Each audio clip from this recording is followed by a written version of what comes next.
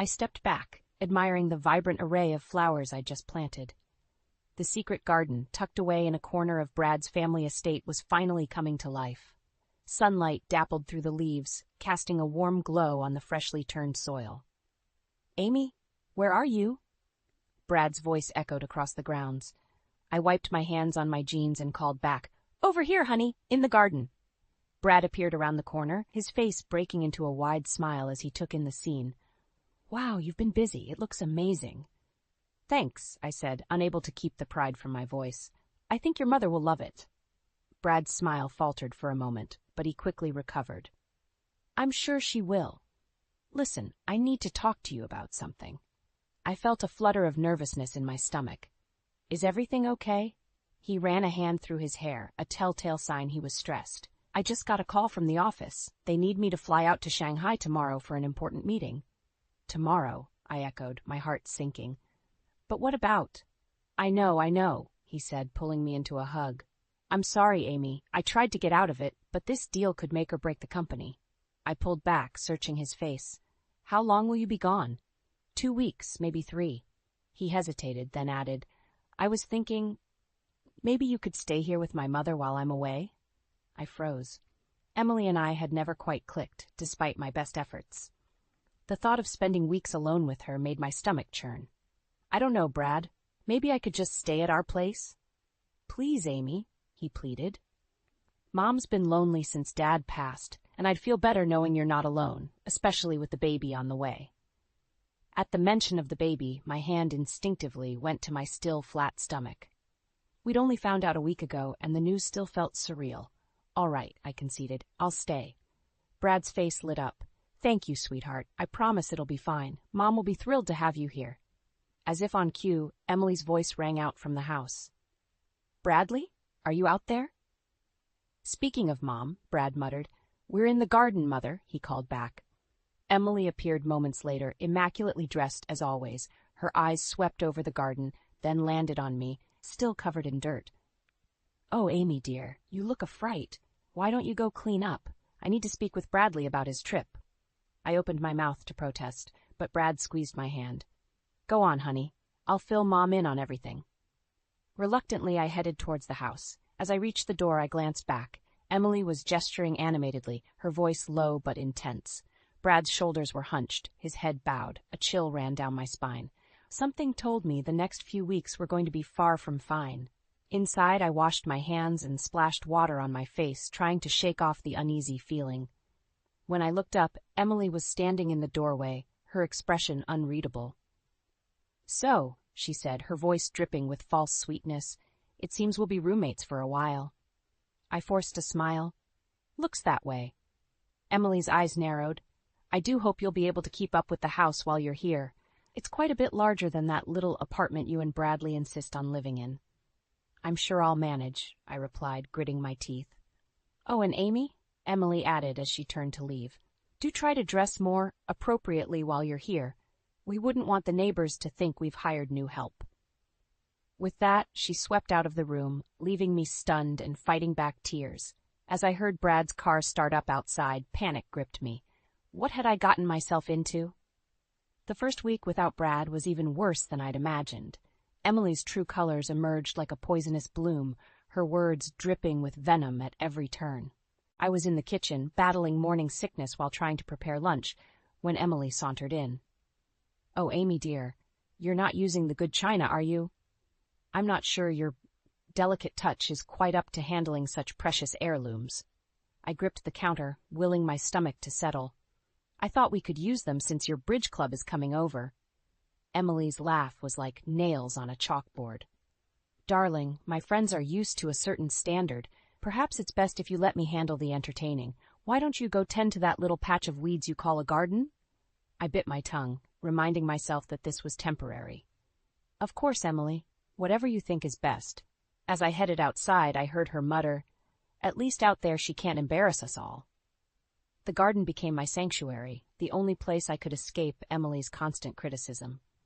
But even there, I wasn't safe for long. One afternoon, as I was pruning the roses, Emily's shrill voice cut through the air. "Amy, come here this instant." I found her in the living room, face flushed with anger, holding a framed photo.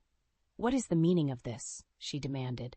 My heart sank as I recognized the picture, Brad and me on our wedding day, beaming with joy. I'd placed it on the mantel that morning, hoping to add a personal touch to the cold, impersonal room. I thought it would be nice, too. "Nice?" Emily interrupted. "You thought it would be nice to plaster your common little face all over my home? This is the Hartley estate, not some trashy little apartment in the city." I felt tears pricking at my eyes. "I'm sorry, I didn't mean to upset you. I'll take it down." Emily thrust the frame into my hands. "See that you do, and while you're at it, perhaps you could make yourself useful and dust in here. The maids have been slacking lately." As I turned to leave, she added, "Oh, and Amy, do try to watch your figure. I'd hate for Bradley to come home to find he's married a whale." That night, I sobbed into my pillow, one hand resting protectively over my stomach. I desperately wanted to call Brad, to beg him to come home, but I couldn't bring myself to do it. His business deal was too important, and I didn't want to be the needy, clingy wife Emily clearly thought I was. The next morning, I woke to the sound of voices downstairs. Curious, I crept to the top of the stairs, listening. "Don't know what Bradley was thinking, marrying that girl," Emily was saying. "She's completely out of her depth here. No breeding, no class." "Now, Emily," a man's voice replied, "surely she can't be that bad. Bradley's always had good judgment." "Good judgment?" Emily scoffed. The boy was clearly thinking with something other than his brain. "Mark my words, George, she's after the Hartley fortune. Why else would a nobody like her set her sights on my son?" I stumbled back, feeling as if I'd been slapped. Is that really what Emily thought of me? What she was telling people about me? Suddenly, a wave of nausea hit me. I rushed to the bathroom, barely making it in time. As I knelt on the cold tile floor, tears streaming down my face, I made a decision. I couldn't let Emily's cruelty continue unchecked. For the sake of my baby and my own sanity, I had to fight back. With shaking hands, I reached for my phone and opened the voice recorder app. From now on, I'd document every nasty comment, every veiled insult. Emily Hartley might think she held all the power, but I was done being a victim. "Let the games begin," I thought grimly. "You have no idea who you're messing with, Emily." I woke up to the sound of Emily's shrill voice echoing through the house. "Amy, where are you? These floors won't scrub themselves." Groaning, I rolled out of bed, my stomach churning with morning sickness. I'd barely slept, spending most of the night hunched over the toilet. But Emily didn't care about that. All she cared about was her precious estate. "Coming, Emily," I called weakly, fumbling for my phone. I hit record before heading downstairs. Emily stood in the foyer, arms crossed. "There you are. I hope you're not planning to laze about all day. We have guests coming this evening, and this place is a disgrace." I looked around the spotless room, confused. "I cleaned yesterday. What needs?" "Everything," Emily snapped. "The floors need scrubbing, the silver needs polishing, and for heaven's sake, do something about that rat's nest you call hair. You're representing the Hartley family now, though God knows why Bradley chose you." I bit my lip, fighting back tears. "I'll get started right away." "See that you do," Emily said, turning on her heel. "Oh, and Amy? Be a dear and run to the market. We're out of caviar, and you know how particular my friends are." I spent the next few hours scrubbing floors, polishing silver, and battling waves of nausea. By the time I finished, I was exhausted and starving. I hadn't had a chance to eat all day. As I was heading to the kitchen, Emily intercepted me. "Where do you think you're going?" "I was just going to make a sandwich." "Nonsense," Emily cut me off. "You need to start on dinner. I've invited the Johnsons and the Petersons. I expect a 4-course worth meal, and none of that pedestrian fare you usually serve." My stomach growled loudly. Emily's eyes narrowed. "Really, Amy, a lady never lets her base urges show. No wonder you've already gained so much weight." I felt my cheeks burn with humiliation. "I haven't eaten all day, Emily. The baby." "Oh, spare me," Emily rolled her eyes. "When I was pregnant with Bradley, I hardly gained an ounce. But then I come from good stock. Now get to work, and do try not to ruin dinner with your morning sickness. It's so common." Hours later, I was plating the final course when the doorbell rang. Emily swept past me, pausing only to hiss, "Remember, you're the help tonight. Stay in the kitchen where you belong." I nodded mutely, too tired to argue. As I listened to Emily greeting her guests, my phone buzzed. It was a text from Brad. "Hey, sweetheart, how are things? Mom taking good care of you?"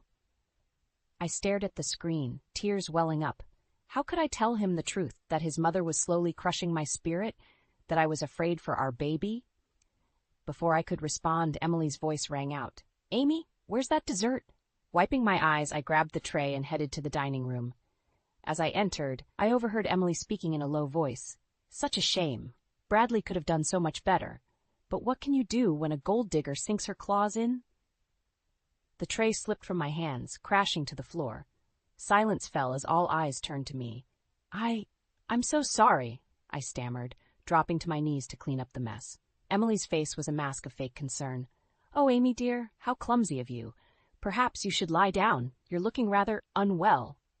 As I fled the room, I heard Emily's saccharine voice. "Poor thing. She's just not cut out for this life, I'm afraid. Now who wants coffee?" Back in my room, I collapsed on the bed, sobs racking my body. I couldn't take much more of this. Something had to change. My hand drifted to my stomach, and suddenly a fierce determination washed over me. I might not be able to stand up for myself, but I would fight tooth and nail for my baby. Grabbing my phone, I hit play on the latest recording. Emily's cruel words filled the air, and I knew what I had to do. It was time to build my case. Emily Hartley was about to learn that this gold digger had teeth of her own. The day of Emily's grand luncheon arrived, and I was a nervous wreck. My morning sickness had been particularly brutal, but I knew Emily wouldn't accept that as an excuse. I'd barely finished setting the table when the doorbell chimed. "Amy," Emily's voice rang out. "Don't just stand there gawking. Answer the door." I smoothed down my dress, the nicest one I owned, though Emily had sniffed disapprovingly when she saw it, and opened the door. A group of impeccably dressed women swept past me, air-kissing Emily and exclaiming over the decor. "Ladies, you remember my son's wife, Amy," Emily said, her tone making it clear what she thought of that fact. I forced a smile, trying to ignore the scrutinizing gazes. One woman, however, looked at me with genuine warmth. She was older than the others, with kind eyes and an elegant demeanor. "Amy, dear," she said, extending her hand. "I'm Carol. It's lovely to meet you at last." Before I could respond, Emily cut in. "Amy, why don't you check on lunch? We wouldn't want anything to go wrong, would we?" I retreated to the kitchen, my cheeks burning. As I busied myself with the final preparations, I could hear snippets of conversation from the dining room. "Really, Emily, she seems like a lovely girl." "You don't know the half of it, Carol. The way she's changed Bradley." I gripped the counter, fighting back tears. Just then, the kitchen door swung open, and Carol entered. "Need a hand, dear?" she asked, her eyes taking in my distress. "Oh, no, I couldn't ask you to." "Nonsense," Carol said firmly. "I insist. Now what can I do?" As we worked side by side, Carol chatted easily about her garden, her grandchildren, anything but the tension-filled luncheon beyond the kitchen door. For the first time in weeks, I felt myself relaxing. "You know," Carol said casually, "I knew your parents years ago." I nearly dropped the platter I was holding. "You did," Carol nodded. "Lovely people. Your mother had quite the green thumb, if I recall correctly."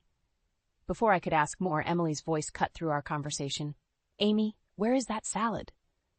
Lunch was a minefield of backhanded compliments and thinly veiled insults, all delivered with Emily's saccharine smile. I focused on my plate, trying to keep my composure. "Amy," one of the women simpered, "Emily tells us you're expecting. How quaint." I opened my mouth to respond, but Emily jumped in. "Yes, it was quite a surprise. We're all hoping the child takes after the Hartley side, of course." The table tittered with laughter, and I felt my face flame. Suddenly, Carol's voice cut through the chatter.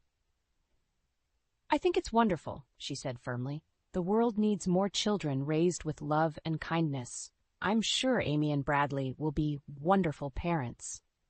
A hush fell over the table. Emily's smile became brittle. "Well, we can only hope." As the afternoon wore on, I found myself gravitating towards Carol. There was something about her, a quiet strength, a hint of sadness in her eyes that drew me in.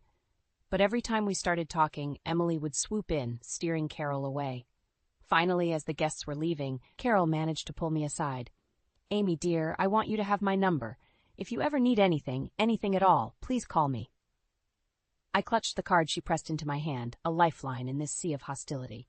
"Thank you, Carol." "Amy, Emily's sharp voice cut me off. "Stop bothering, Carol, and come say goodbye to our guests." As I watched Carol drive away, I felt a mix of hope and confusion. Why had she been so kind? And why did I sense a hint of disappointment when she looked at me? Later that night, as I lay in bed, my phone buzzed with a text from Brad. "Great news. Closing the deal early. Be home in a week." I stared at the screen, a war of emotions raging inside me. Relief at Brad's imminent return battled with fear of what Emily might do in this final week.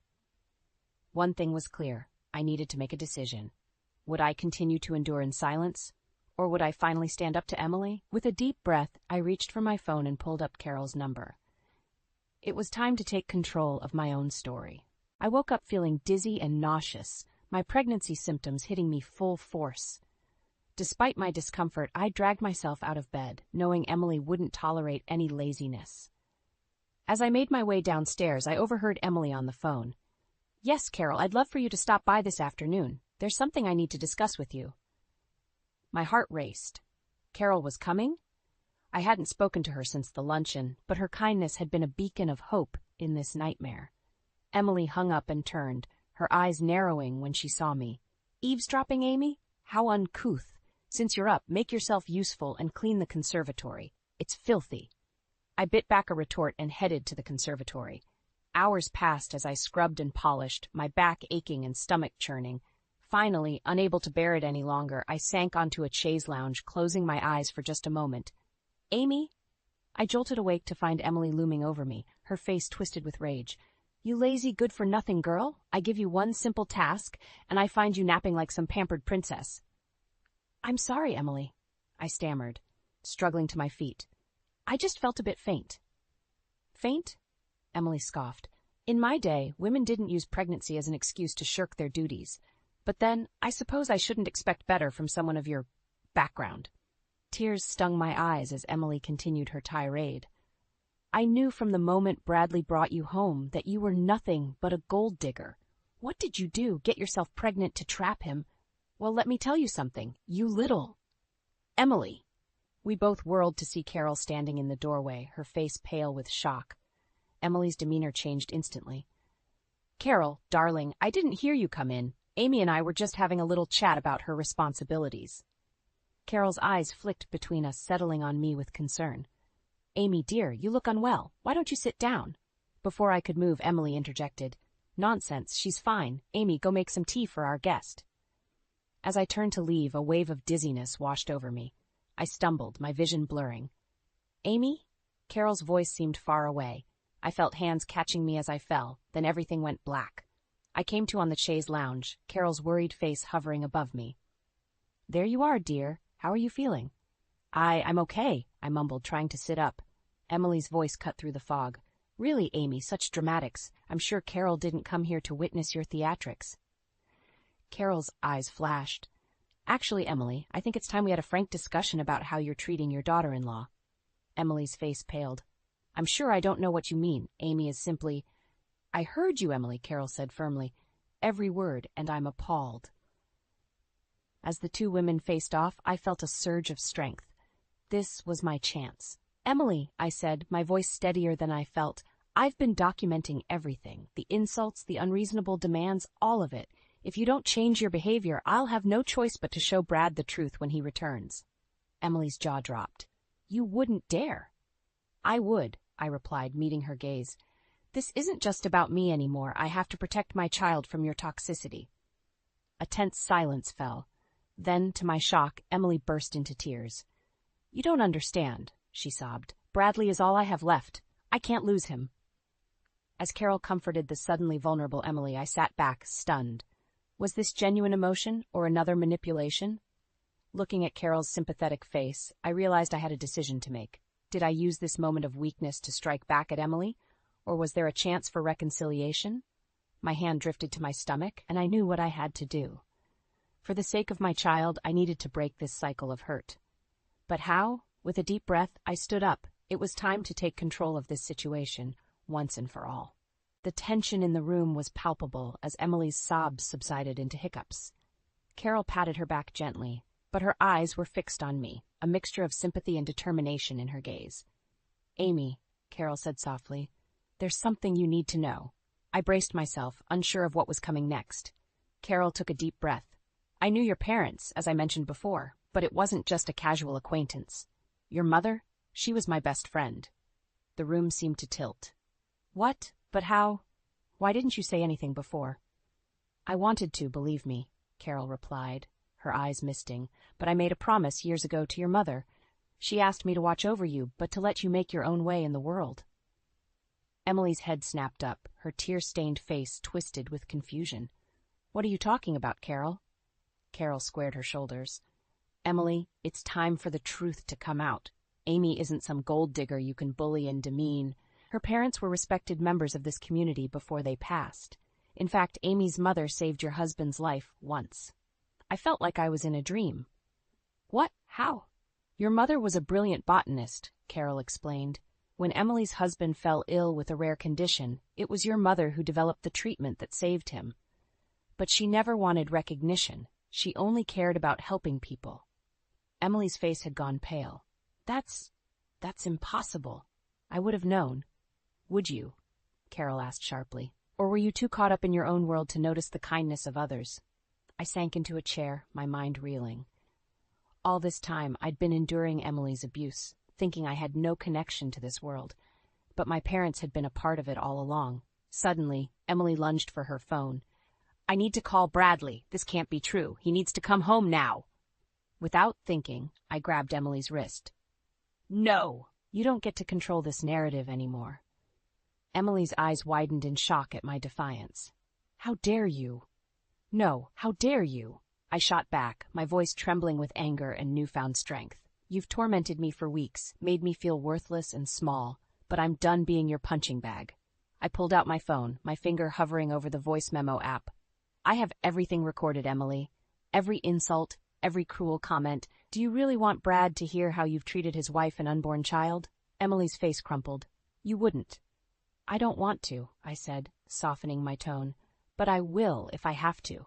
This has to stop, Emily. Not just for me, but for all of us, including you. Carol stepped between us. Ladies, please, this isn't the way to resolve things. Emily, you need to understand the pain you've caused. And Amy, revenge won't heal those wounds. I took a deep breath, trying to calm my racing heart. You're right, Carol, but what do we do now? Before anyone could answer, my phone buzzed. It was Brad. Hey, sweetheart, surprise. I'm at the airport. Be home in an hour. Can't wait to see you and Mom. The blood drained from my face. Brad was coming home. Now. And he had no idea about the war that had been raging in his absence. Emily and I locked eyes, a moment of understanding passing between us. We had less than an hour to decide how this story would end. Well, Carol said, her voice steady, it seems we have a choice to make. Do we continue this cycle of hurt, or do we find a way to heal? I looked down at my phone, then at Emily's tear-stained face, and finally at my still flat stomach where my child was growing. In that moment, I realized that the next move I made would shape not just my future, but the future of my family for generations to come. With a deep breath, I made my decision. Let's talk. The sound of Brad's key in the lock sent my heart racing. Emily, Carol, and I exchanged panicked glances. We'd spent the last hour in tense discussion, but nothing was resolved. Hello? Anyone home? Brad's cheerful voice echoed through the foyer. Emily straightened her hair, plastering on a smile. In here, darling. Brad appeared in the doorway, his face lighting up when he saw me. Amy, God, I've missed you. He swept me into a hug, then froze, noticing the tension in the room. What's going on? I opened my mouth, but no words came out. How could I possibly explain everything? Emily jumped in. Bradley, dear, we were just having a little chat, nothing to worry about. Brad's eyes narrowed. Mom, what have you done? The accusation in his voice surprised me. Maybe he wasn't as oblivious as I'd thought. I haven't done anything, Emily protested, but her voice wavered. Actually, Emily, Carol interjected gently, I think it's time for honesty. Brad looked between us, confusion etched on his face. Will someone please tell me what's happening? I took a deep breath. It was now or never. Brad, your mother has been unkind to me while you were gone. Unkind? Emily scoffed. Don't be so dramatic, Amy. Something inside me snapped.